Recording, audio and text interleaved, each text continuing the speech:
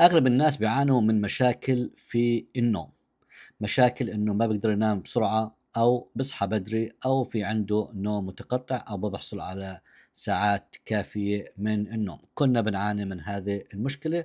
طبعًا في مشاكل بتأثر على النوم بتكون إما مشاكل صحية أو مشاكل إلها علاقة بالقلق أو التوتر، لكن المشكلة الكبيرة اللي إحنا بنعاني منها هي الأجهزة اللي إحنا بنستخدمها سواء الكمبيوتر أو التليفونات اللي في إيدنا، لأنه فيها البلو لايت. هذا الضوء الأزرق بيأثر على جسم الإنسان. الضوء الأزرق بيخلي جسم الإنسان إنه يتوقف عن إفراز الميلاتونين، هذا هرمون مهم وهو هرمون النوم، بيساعد الإنسان يدخل في حالة راحة ويدخله في النوم.